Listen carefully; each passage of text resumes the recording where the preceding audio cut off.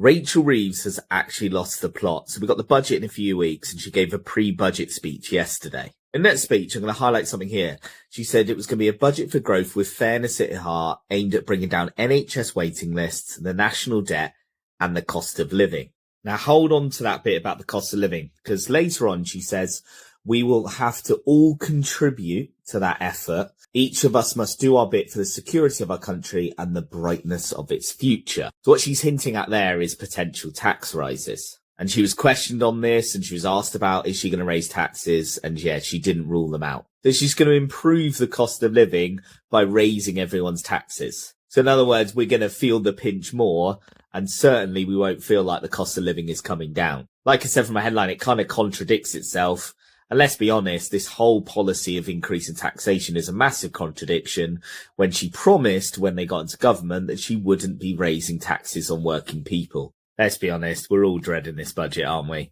Let me know your thoughts in the comments. And before you go, don't forget to like and follow for more finance and investing content. Welcome to the UK in 2025, where £1,900 gets you a bedroom the size of a prison cell, £5 barely buys a coffee, and people are literally breaking down on TikTok because they have £9 left on the 8th of the month.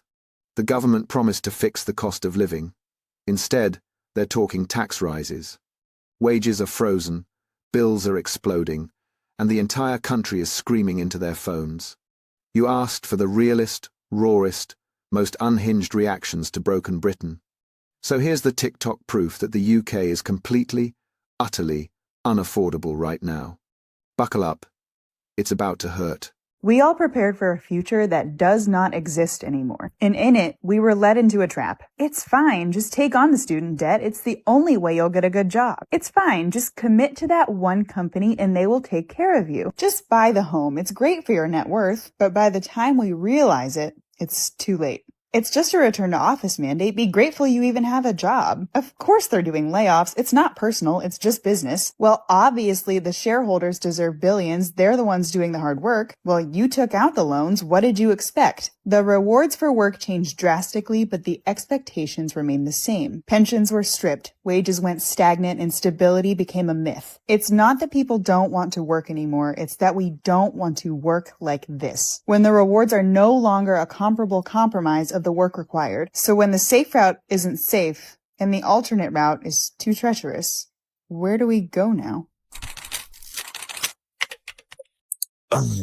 After coming back to the UK now for another week, I can clearly see why so many people struggle to live here and also make content and express themselves, okay?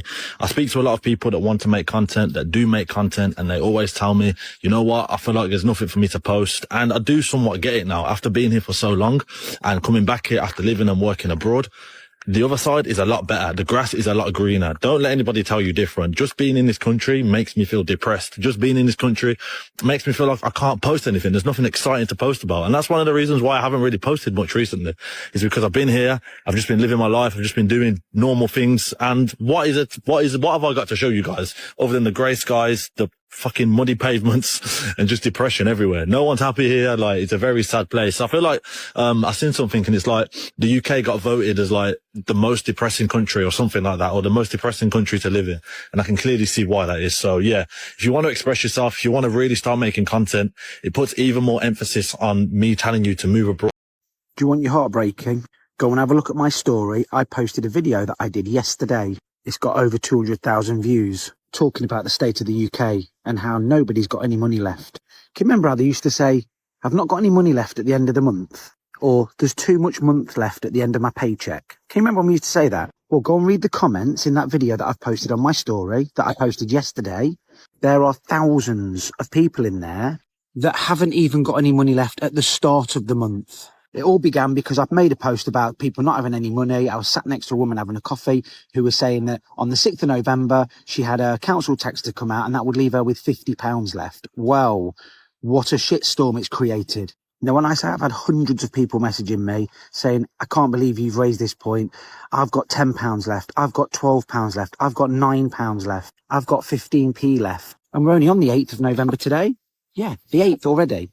So go and watch that video, repost it. Because whilst everybody's out here arguing about what flag to put up, And whether Labour are any good or Reform are any good, the country's fucking broken. This is the state of one of the richest countries in the world. The vast majority of people aren't even scraping by. They're having to borrow, go to food banks, credit card debt, borrowing from parents. It's no wonders Greggs gets rampaged every weekend. So that's the real state of broken Britain. I dare you to go and read the comments because they are going to break your fucking heart. That's the video that you need to be tagging Rupert Lowen and Nigel and Richard Tice and Keir Starmer and Rachel Reeves. Because yeah, we know that there's other problems that are easily fixed. And people have said, well, voting reforming isn't going to stop people not being able to survive. No, they won't immediately, but at least they'll do something about it. I always talk about how much it costs you to buy your house, but not what it actually costs to live in one. So sit down with me and I'll take you through the costs that I pay to live in my house. So for context, we live in a 3-bed semi currently worth around £360,000. Now this was our second home. We had a good amount of savings in equity from our previous property, which meant our mortgage was only £228,000. Our mortgage is still currently on a low fixed rate from 4 years ago, but if we were to remortgage today, we'd be looking at around £967 per month for our mortgage instead of the current fee of £767. But here come the extra costs, and they do add up fast. So council tax for us is £207 per month. Gas and electricity, roughly £122. Now listen, make sure you shop around for this because we were previously paying £185. Water is now £83 per month. Absolutely criminal. Wi-Fi, £22. Our buildings and contents insurance, £42. And next up is our protection policies. So this is the stuff that actually keeps the roof over our heads if something were to happen. We both have life insurance, income protection and critical illness cover, and we both spend around £70 per month each, bringing our total to around £140. So all in, it's roughly £1,561 per month to run our home, and that's before food, petrol and all the fun stuff. So if you're buying or remortgaging, don't just think about the mortgage payment, think about the real cost of living in your home, because staying in control starts with knowing what's coming out each month. So we're here in Portsmouth and we're asking people what they think about the cost of living crisis. So yeah, we're just going to ask someone right now. See who can find. Can I get an interview quickly? Sorry, my English is not very good looking. Okay, I'm here to ask you a question. What do you think about the cost of living crisis? No. You know, kikiriki. Cow? Oh, No, chicken, a chicken. Yes. And, you know, bear. Oh, a lamb. Yeah, What is this yeah. guy on about? What? You know, moo. What? Meat? Yeah, meat. What? And gluk. What is that animal? Yeah, gluk. You know? A fish? Yeah, fish. And then, kikiriki. Boo. Eggs. Yeah, yes. What is this guy on about? Yeah, no. Oh, no money. Yeah. Money. Yeah, Expensive. Yeah.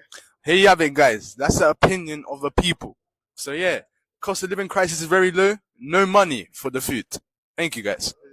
Wow, Keir Starmer's prat, isn't he? I've never been so vocal about politics as I am with the current Labour Party. What the hell I've never put anything on social media before. I've never ranted about it before until this party. And I grew up in a pit village during the miners' strikes, even plural, not singular.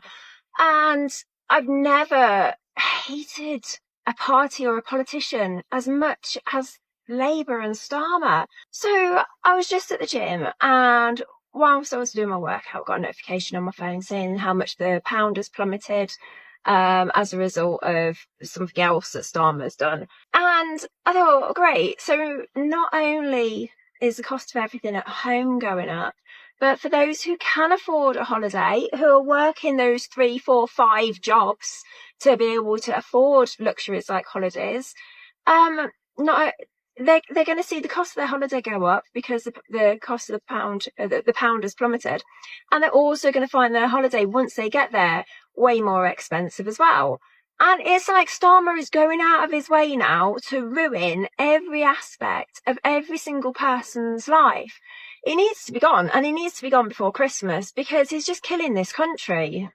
I did a 5,000 Rand grocery shop at the beginning of the month, and this is what my fridge currently looks like. Now, I know it's not extremely empty, but Bear in mind, I have gone to Checkers at least 3 or 4 times to stock up on things like milk, bread, potatoes, fresh stuff.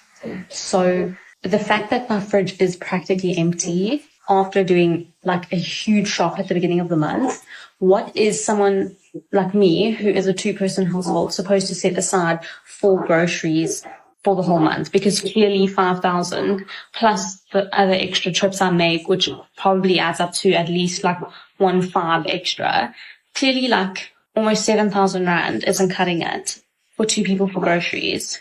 What am I doing wrong? Or is inflation just like that insane? This is real life.